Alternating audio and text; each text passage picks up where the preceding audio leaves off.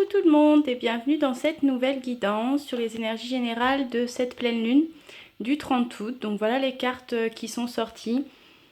Il y a pas mal de cartes qui sont sorties sur plusieurs oracles différents et qui se rejoignent, notamment sur le fait que vous devez prêter pour la plupart d'entre vous attention à votre santé physique, à votre corps. N'oubliez pas de l'honorer votre corps et d'y prêter attention, puisque c'est quand même votre véhicule, entre guillemets, sur cette terre-là. Donc il vous a été confié pour cette incarnation et pour abriter évidemment la beauté de votre âme. Donc prenez soin de votre corps physique. On a eu aussi l'idée d'une auto-évaluation à faire pour certains et certaines, dans le sens où vous devez vous auto-évaluer sur vos expériences passées et sur quoi ça vous a permis de grandir et d'évoluer afin d'être cohérent ou cohérente avec vous-même pour avancer vers la plus belle version de vous-même et de ne pas résister aux changements non plus qui s'annoncent dans vos vies pour certains et certaines. Donc ça, c'était un petit peu l'idée générale donc, de ces énergies de pleine lune. Donc maintenant, comme d'habitude, on va voir les cartes une par une qui sont sorties et voir ce qu'elles nous racontent. Alors, donc la première carte qui est sortie sur l'oracle des chakras, on a eu la carte de la lucidité. Donc c'est ce que j'étais en train de vous dire. On a ce sentiment que pour certains d'entre vous, vous avez besoin de vous auto-évaluer et de comprendre la raison d'être de ce que vous avez vécu ces derniers temps, des expériences que vous avez vécues ces derniers temps, en quoi même si ça a été douloureux émotionnellement, en quoi ça vous a fait grandir, qu'est-ce que ça vous a permis de nettoyer, de purifier au niveau de votre énergie, de votre âme, et en quoi ça vous a fait grandir. Donc là, c'est vraiment être lucide et éveiller votre conscience, conscientiser les choses, prendre un peu de recul. On a aussi, on a eu la carte là, de la solitude bienheureuse.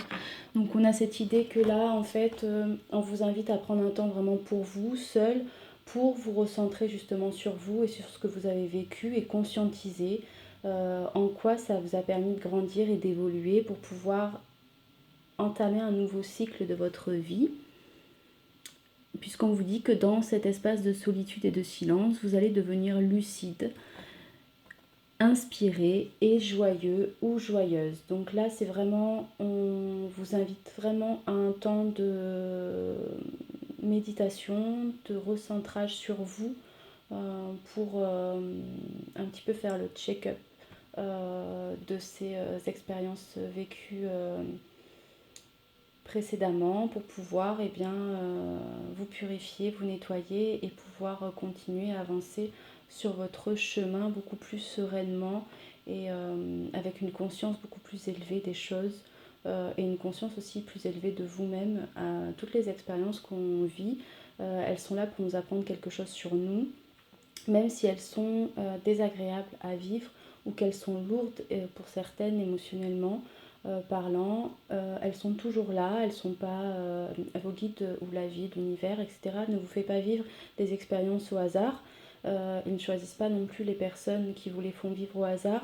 Elles sont vraiment là pour une raison, parce que vous avez quelque chose encore à travailler sur vous, à purifier, à nettoyer, pour pouvoir être complètement cohérent ou cohérente avec vous-même et mener votre vie dans ce sens-là.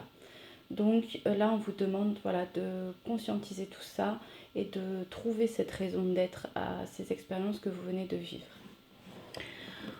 On a eu donc, je vous disais aussi, cette carte de santé physique qui vous demande de prêter attention à votre corps, de retrouver cette force, cette vitalité. Peut-être aussi pour certains ou certaines travailler l'image de votre corps, puisqu'on a eu l'auto-évaluation. On vous demande aussi de ne pas être trop dans l'autocritique. Donc travailler la bienveillance aussi envers vous-même pour trouver un certain équilibre dans votre vie et retrouver une certaine harmonie entre votre corps, votre cœur et votre âme.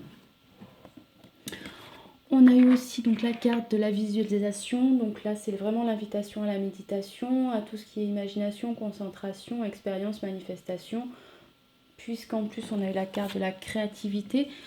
Donc là, on vous demande de faire appel à votre créativité. On vous invite évidemment à la méditation encore une fois pour justement imaginer comment vous voyez votre vie, afin qu'elle puisse se matérialiser dans la 3D, qu'elle puisse se manifester et que les guides, vos guides à vous, puissent vous envoyer les opportunités nécessaires à ce que vos souhaits se matérialisent et que vous puissiez concrétiser vos rêves dans la matière. Non, mais on vous dit aussi donc de ne pas hésiter à libérer votre créativité. Bien sûr, quand c'est des énergies de pleine lune, en plus, c'est toujours des énergies qui sont porteuses de changement, qui demandent à ce que votre plein potentiel soit libéré. Donc, n'hésitez pas à libérer votre créativité, à sortir de votre zone de confort, de ne pas hésiter à sortir des sentiers battus pour voir la magie de la vie.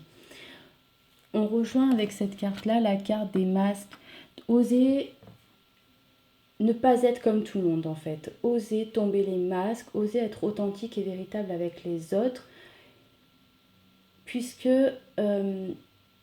si vous montrez une fausse image de vous-même, vous allez vous éloigner de votre être véritable. Et plus vous allez vous éloigner de votre être véritable, moins vous allez être aligné avec vous-même, avec vos valeurs profondes, avec vos désirs, vos besoins. Et forcément, ça va aussi créer des maux au niveau du corps, puisque lorsque l'on se met des œillères inconsciemment et qu'on s'éloigne de notre chemin de vie ou de notre être véritable, eh bien, notre corps se met à nous envoyer des signaux pour que l'on puisse prendre conscience qu'il y a quelque chose qui est désaccordé, désharmonisé dans notre vie, à l'intérieur et à l'extérieur de notre vie. Je le répète encore une fois et je le répète pas mal dans toutes mes guidances en ce moment parce que ça ressort pas mal, mais si vous n'êtes pas aligné à l'intérieur, si vous n'êtes pas cohérent avec vous-même et si à l'intérieur de vous, vous n'êtes pas en harmonie, il y a de grandes chances que à l'extérieur, dans votre vie autour de vous, ça ne soit pas harmonieux et que ce soit un peu le chaos.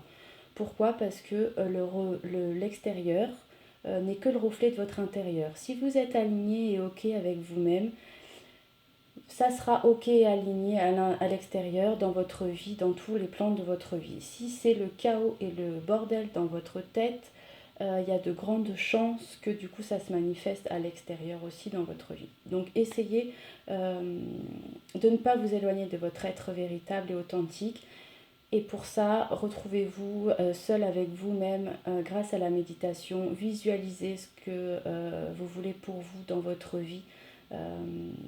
Pour que cela puisse se manifester et n'hésitez pas à sortir des sentiers battus, de votre zone de confort et à libérer votre créativité, sans oublier que quoi que vous fassiez, bien sûr, vos guides sont là, vos anges sont là, même si vous ne les voyez pas, ils sont toujours là, peu importe ce que vous fassiez, ils vous guident, ils ne vous lâchent jamais la main.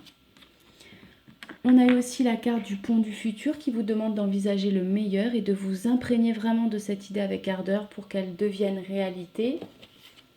Et de ne pas résister au changement, puisqu'en acceptant votre responsabilité des choses, la solution va émerger. On a eu aussi cette carte de résistance là. Donc vraiment, si vous sentez un appel vraiment intense, intérieur au changement, c'est que